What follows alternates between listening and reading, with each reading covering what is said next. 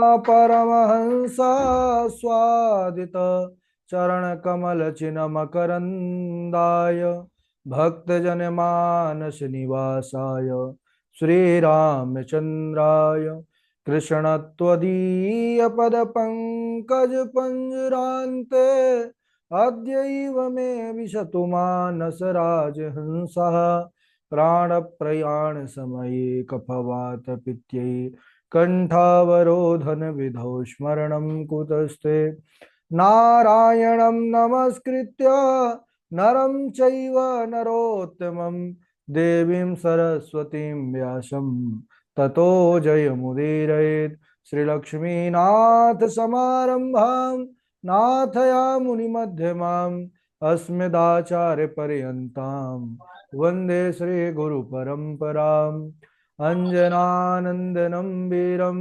जानकीशोकनाशनं कपीशमक्षहन्तारं वन्दे लङ्काभयङ्करं भक्तिभक्त गुरु चतुर्नाम वपुएक इनके पद वंदन किए नासत विघ्न अनेक। बोले वृंदावन बिहारी लाल की जय। भागवत महापुराण की जय। सुखदेव भगवान की जय।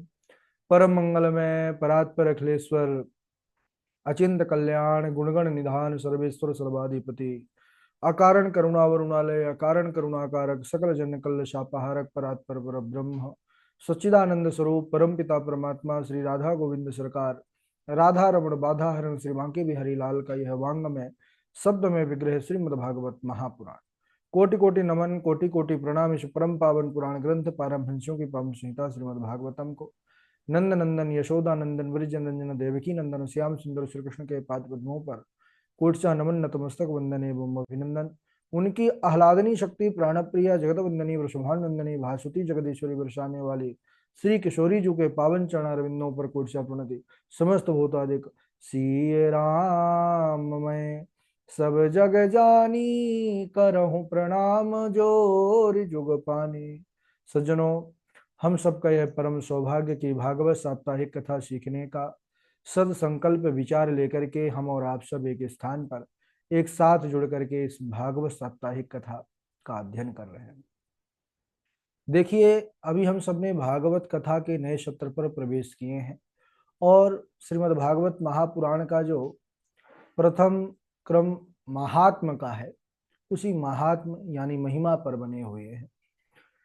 ठाकुर जी की कृपा से जो अवसर मिला है, हम सबका परम कर्तव्य है कि सच्ची लगन निष्ठा और परिश्रम के साथ इस तैयारी को विधिवत रूप से करें। संसार कटु वृक्षस्य द्वे फले हियामृतोपमे सुभाषित रसा स्वादा संगति सुजने जन। महापुरुष कहते हैं कि संसार यह कड़ुआ वृक्ष है, इसके दो ही सुंदर और मधुर फल हैं जो खाने योग्य हैं। कौन कौन? तो सुभाषित रसा स्वादा संगति सुजने जने। कि पहला तो शास्त्रों का ग्रंथों का पढ़ना और दूसरा है अच्छे लोगों का संग।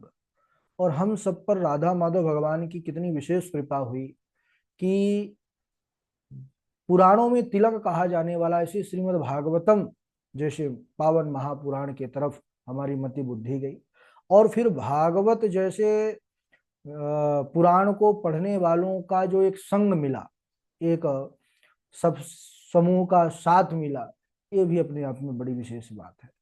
तो हम सबको इस स्वर्णिम अवसर का पूर्ण रूप से लाभ लेना है और तपस्या करना है। ये तप है, तपस्या के बिना कुछ प्राप्त नहीं होता जीवन में। और प्रसन्नता इस बात की बहुत है कि आप सभी जितने लोग जुड़े हैं सब बड़े परिश्रमी हैं और तैयारी अच्छे से कर रहे हैं। हम सब कल के दिवस पर चर्चा कर रहे थे कि जो पंडित आत्मदेव जी, वह तो बड़े धर्मिष्ठ और वेदों का ज्ञान रखने वाले थे, लेकिन जीवन में जब उनके दुख आया कि हमारे घर संतान नहीं है, तो महात्मा की कृपा से उनको एक फल की प्राप्ति हुई और लाकर के अपनी पत्नी धुंधली को दिए। वह उसने फल खाया नहीं और अपनी बहन के यहाँ से बालक ले लिया रहस्य तरीके से, कुछ द्रव्य दक्षिणा दे करके उसको, और उस फल को गाय को खिला दिया। तो गाय ने भी फिर बाद में एक मनुष्य शरीर के बालक का जन्म दिया अपने गर्भ से, उसका नाम गोकर्ण हुआ। अब दोनों जब बड़े हुए तो एक तो बड़ा धुंधकारी जो था वो बड़ा दुष्ट हुआ। गोकर्णा पंडितो ज्ञानी धुंधकारी महाखला। तो पिता आत्मदेव जी ने जब समझाया तो वह उनको ही मारने को दौड़ा। तब वह दुखी होकर रोने लगे। तब हम सबने कल के ही दिवस में वह पावन उपदेश को भी सुना जो गोकर्ण गीता के नाम से है। गोकर्ण जी ने अपने पिता आत्मदेव जी को पावन उपदेश किया। देहे स्थिमान सरुधिरे विमतिम त्यजत्वम जाया सुतादि सुधा ममताम विमुंच पश्यानिशम जगदिदम क्षणभंगुनिष्ठम वैराग्य राग रसिको भव भक्ति निष्ठा धर्मम भजस सततम त्यज लोक धर्मान सेवस्य साधु पुरुषान जहि काम तृष्णा अन्यस्य दोष गुण चिंतन मासु मुक्त्वा सेवा कथा रस महो नितराम पिबत्व। पिताजी, सबसे पहले तो शरीर से बुद्धि हटाना है।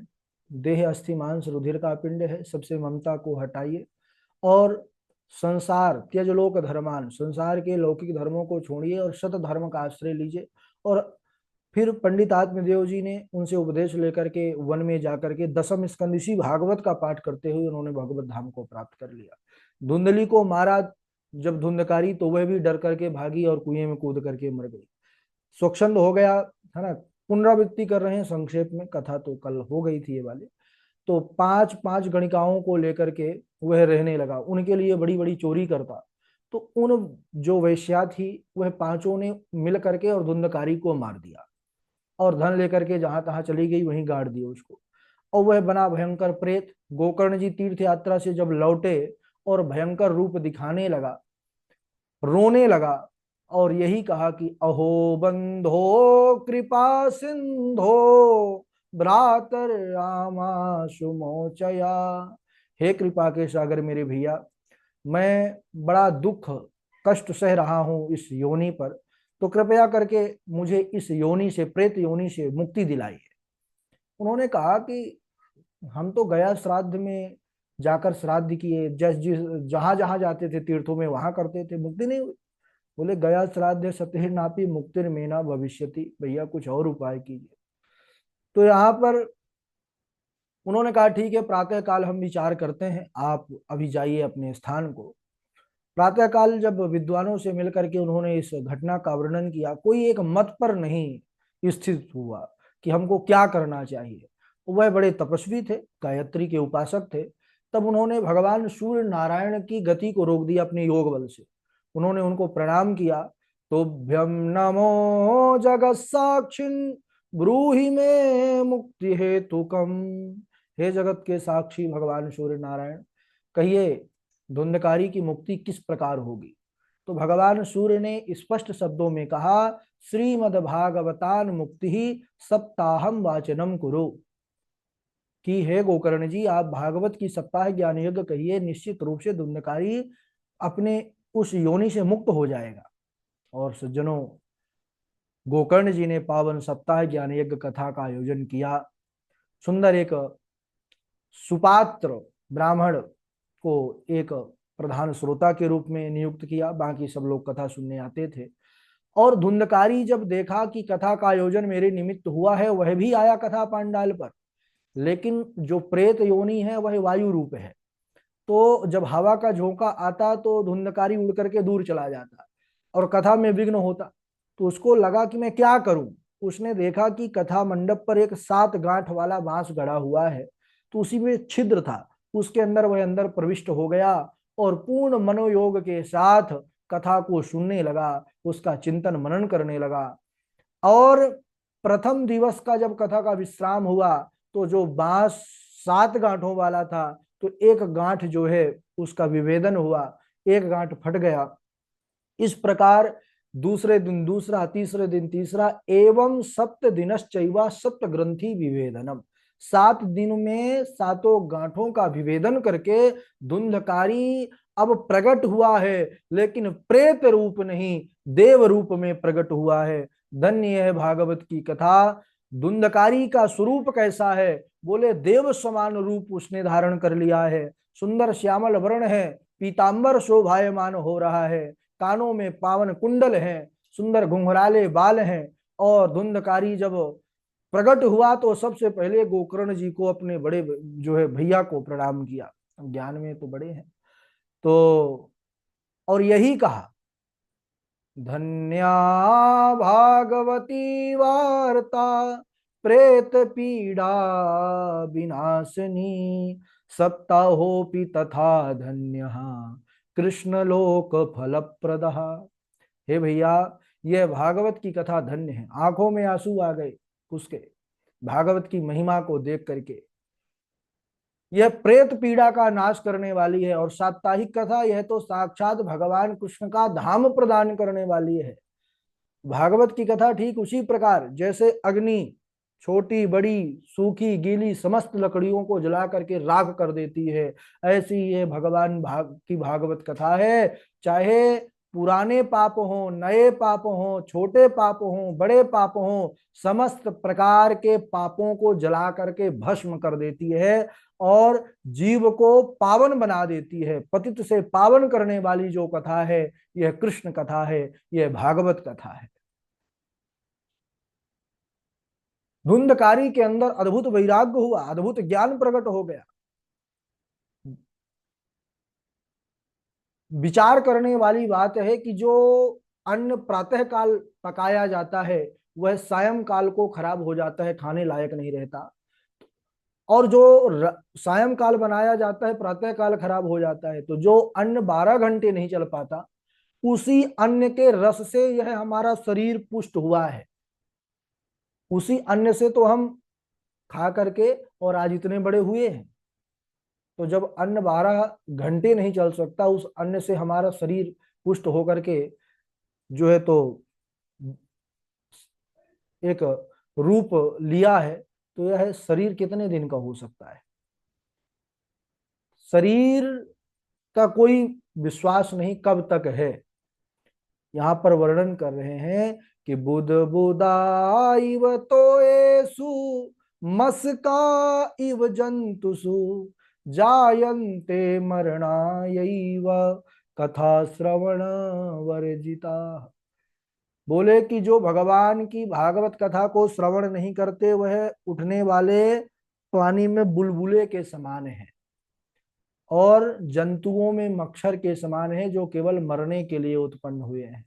क्योंकि मनुष्य जीवन ऐसा ही है। पानी केरा बुध बुदा असमानुष की जात, देखत ही छिप जाएगा ज्यों तारा प्रभात। पानी भरते हैं सब हम लोग अपने घरों में नल से, तो देखते हैं कि बाल्टी पर छोटे छोटे कितने सारे जो है तो बुलबुले उठते हैं, लेकिन वो पल भर के लिए उठते हैं। तो साधु महापुरुष भी कहते हैं कि ऐसे मनुष्य जीवन है, कोई विश्वास नहीं। अब हमारे सामने नित्य प्रति घटनाएं हो रही हैं, देखते हैं कितनी हंसी खुशी और में वह खोया रहते हैं, और अगले ही पल पता नहीं कहाँ गए सब। अभी इतना बड़ा विमान हादसा हुआ। तो तात्पर्य यह है कि प्रतिदिन घटनाएं घटती हैं और प्रतिदिन व्यक्ति चला जाता है। तो ऐसे ही मनुष्य जीवन है, कोई इसका ठिकाना नहीं है। 100 वर्ष आयु बताई गई है, लेकिन हम सब प्रारब्ध के अनुसार कर्म के अनुसार से कितने दिन के लिए हैं, ये कोई जानता नहीं। तो जब तक जीवन है तब तक इस भागवत का लाभ लेना चाहिए। और धुंधकारी के लिए देखते ही देखते विमान आ गया, सारे श्रोतागण खड़े हो गए कि ये जो है एक विमान क्यों आया है, हम भी तो कथा सुने हैं। तो गोकर्ण जी ने भी पूछा भाई पार्षदों से प्रणाम करके, महाराज ये बात तो सही है, श्रोता तो और भी है, लेकिन एक ही विमान क्यों आया? तो पार्षदों ने बता दिया महाराज। हाँ, पीठ पीछे वाली बात नहीं, उनके मुंह में वो बता दिया। जो श्रोता खड़े हुए थे कि हमारे लिए क्यों नहीं आया, तो उन्होंने कह दिया कि सुनो, अत्रैव बहवः सन्ति श्रोतारो मम निर्मला, आनीतानि विमानानि न तेषां युगयत्कुतः। ये भी गोकर्ण जी बोले हैं कि अत्रैव बहवः सन्ति श्रोतारो मम निर्मला, यहाँ तो बहुत से निर्मल श्रोता हैं, लेकिन विमान एक आया। तब पार्षदों ने कहा महाराज ये जो खड़े हुए हैं ना, पता है इनके लिए क्यों विमान नहीं आया? श्रवणस्य विभेदेन फल भेदोत्र संस्थितः, श्रवणम तु कृतम सर्वैर ना तथा मननम कृतम। श्रवणस्य विभेदेन, श्रवण के भेद के कारण ही फल में भेद हुआ है। बोले श्रवण तो सबने किया, लेकिन जैसा मनन धुंधकारी ने किया है, जिस प्रकार कथा धुंधकारी ने सुना है, ये सब जो है तो नहीं सुने। हाँ, श्रोता भी कई प्रकार के होते हैं। एक श्रोता होते हैं, एक होते हैं सोता, और तीसरे होते हैं सरौता। श्रोता वह हैं जो कथा सुनते हैं, और एक आते हैं जो कथा में आकर के ही बढ़िया सो जाते हैं, वो सोता हो गए। एक होते हैं सरौता, यानी चलते रहते हैं, उनका मुख चलता रहता है। जो भी दरबार है, चार लोग मिलते हैं तो चार प्रकार की बातें करते रहते हैं, कथा हो जाती है इसी बीच में। तो बोले श्रोता जो होते हैं उन्हीं के लिए, श्रोता होने के बाद भी जो उसका श्रवण करके मनन करे, चिंतन करे। धुंधकारी ने 7 दिनों तक इस गांठ, जो बांस का गांठ है, इसी में प्रविष्ट रहा, बिना कुछ खाए पिए, कहीं बिना जाए, और यहीं पर 24 घंटे खड़े खड़े इसने जो है पूरी कथा को सुना और उसका चिंतन किया। इसीलिए यह विमान आया। और हाँ, पार्षदों ने यह भी सांत्वना दी, महाराज अगर ये सारे श्रोता उसी प्रकार श्रवण करने के बाद मनन चिंतन करेंगे, पूर्ण मनोयोग से कथा सुनेंगे ना, तो सबके पास विमान आएंगे। अब सारे जो है तो पछताने लगे, महाराज चलिए पुनः कथा करिए। गोकर्ण जी ने कहा, देखो भाई, कथा ज्ञान यज्ञ महोत्सव है, कथा के लिए बड़ी तैयारी करनी पड़ती है। अब कथा होगी कुछ दिनों बाद, कुछ महीनों बाद। तो श्रावण मास में पुनः कथा उन्होंने किया, गोकर्ण जी ने। और श्रावण मास में जो कथा में श्रोता थे वही पुराने वाले थे, तो अब की बार सबने जो है बड़े मनोयोग के साथ, ना तो सोता हुए ना सरौता हुए, केवल श्रोता हुए, और सुधी श्रोता हुए। श्रोता भी होते हैं और एक सुधी श्रोता होते हैं। तो सुधी श्रोता हुए और सबने बढ़िया श्रवण करके मनन किया। और जब ऐसे श्रोता कथा सुनते हैं, तब भगवान फिर सबके लिए कृपा करते हैं। इस बार भगवान ने पार्षदों को नहीं भेजा, भगवान स्वयं श्री हरि हजारों हजारों विमानों के साथ प्रकट हुए, और सब के सब श्रोतागणों को गोलोक धाम की प्राप्ति हुई। उन्होंने गोकर्ण जी को हृदय से लगा लिया। अयोध्यावासिनः पूर्वं यथा रामेण संगता, तथा कृष्णेन ते नीता गोलोकम योगी दुर्लभम।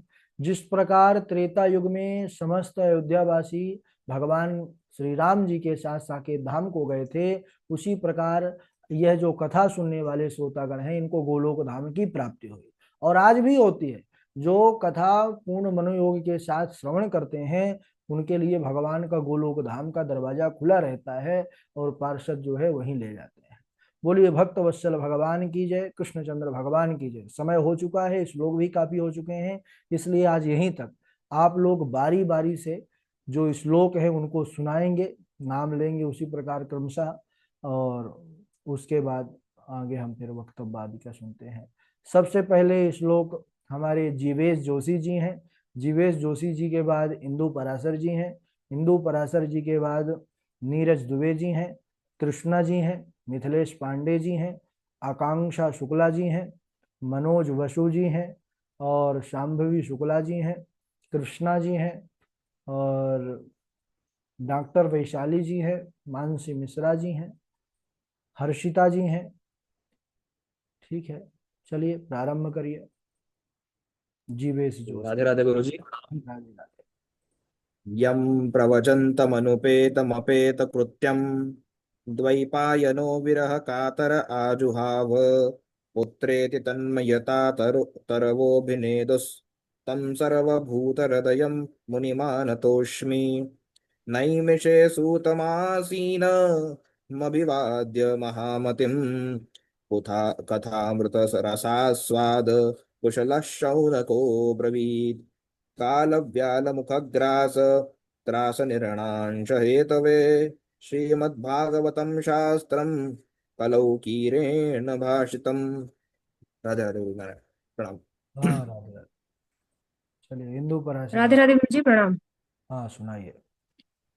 देहे स्थिमासं रुधिरेऽभिमतिं त्यजत्वं जाया सुतादिषु सदा ममतां विमोच्य पश्यानिशं जगदिदं क्षणभङ्गुनिष्ठं वैराग्यरागरसिको भवभक्तिनिष्ठः धर्मं भजस्व सततं त्यज लोकधर्मान् सेवस्य साधुपुरुषान् जहि कामतृष्णाम् अन्यस्य दोषगुणचिन्तनमासु मुक्त्वा सेवा कथा रसमहो नितरां पिबत्वम्।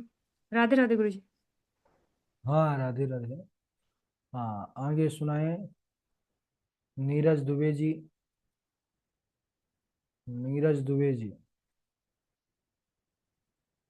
गुरु जी प्रणाम। राधे राधे। राधे राधे। न चेन्द्रस्य सुखं किंचिन् सुखं चक्रवर्तिनः सुखमस्ति विरक्तस्य मुनेरेकान्तजीविनः धर्मं भजस्व सततं त्यज लोकधर्मान् सेवस्व साधुपुरुषान् जहि कामतृष्णाम् अन्यस्य दोषगुणचिन्तनमासु मुक्त्वा सेवा कथारसमहो नितरां पिबत्वम्। राधे राधे गुरु जी प्रणाम।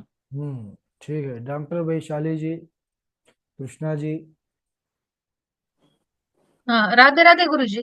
राधे राधे। सच्चिदानंद रूपाय विश्वोत्पत्त्यादि हेतवे तापत्रय विनाशाय श्रीकृष्णाय वयं नुमः। यं प्रभजन्तमनुपेतमपेत कृत्यं द्वैपायनो विरह कातर आजुहवाव पुत्रेति तन्मयतया तरवोऽभिनेदुस्तं सर्वभूतहृदयं मुनिमानतोऽस्मि। नैमिषे सुतमासीनमभिवाद्य महामतिं कथामृतरसास्वाद कुशलः शौनको ब्रवीत। राधे राधे गुरुजी। जी सुनाए। देहेऽस्तिमासं रुधिरेऽभिमतिं त्यजध्वं जायासुतादिषु सदा ममतां विमुञ्च पश्यानिशं जगदीदं शनभङ्गुनिष्ठं वैराग्यरागरसिको भवभक्तिनिष्ठः धर्मं भजस्व सततं त्यज लोकधर्मान् सेवस्य साधु पुरुषान् जहि कामतृष्णाम् अन्यस्य दोषगुणचिन्तनमासु मुक्त्वा सेवा कथा रसमहो नितरां पिबत्वम्। ठीक है देहस्ते मांस। राधे राधे गुरु जी। मानसी सुनाइए। काल भया गुरु जी को काल भयाल ग्रासता काल भयाल मुख ग्रास निर्नाश त्रास निर्णाश त्रास हेतवे। निर्नाश हेतवे श्रीमद्भागवतं शास्त्रं कलोकिरेण भाषितम्। राधे राधे। मिथिलेश पांडे। जी गुरु जी राधे राधे। राधे राधे। न न चेन्द्रस्य सुखं किंचि न सुखं चक्रवर्तिना सुखमस्ति विरक्तस्य मुनेरेकान्तजीवनम् देहेस्ते मांसरुधिरे भीमतिं त्यज त्वं जायसुतादिषु सदा ममतां विमुच्य पश्यानिशं जगदिदं क्षणभङ्गुनिष्ठं वैराग्यरागरसिको भवभक्तिनिष्ठा धर्मं भजस्व सततं त्यज लोकधर्मान् सेवस्य साधुपुरुषान् जहि कामतृष्णाम् अन्नस्य दोषगुणचिन्तनमाशु मुक्त्वा सेवा कथा रसमहो नितरां पिबत्वम्। राधे राधे गुरु जी। आकांक्षा शुक्ला जी। राधे राधे गुरु जी प्रणाम। सुनाइए। अध्येशनो वसटे खरभूरि भागा यः सर्वदेव पितृभूतन देवमूर्ति यत् पार्श्व शौच शरीरं त्रिजगत् पुनाति सत्त्वं जगद्गुरुर्ध्वजस्य प्रविष्टः।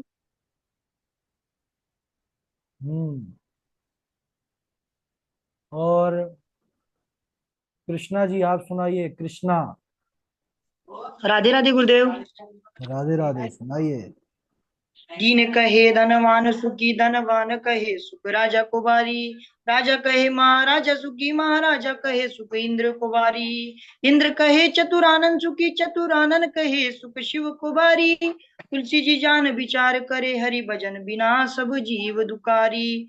न चेन्द्रस्य सुखम किंचिन, न सुखम चक्रवर्तिना, सुखमस्ति विरक्तस्य मुनिरेकांत जीविनः। देहस्तिमांसं रुधिरे भीमतिं त्यजत्वं, जाया सुतादिषु सदा ममता विमुञ्च।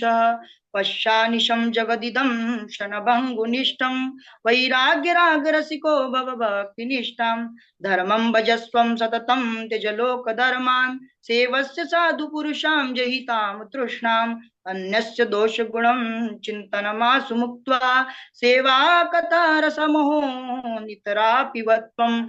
कोई तन दुखी कोई मन दुखी, कोई धन बिन रहत उदास, थोड़े थोड़े सब दुखी सुखी राम के दास। राधे राधे गुरुदेव।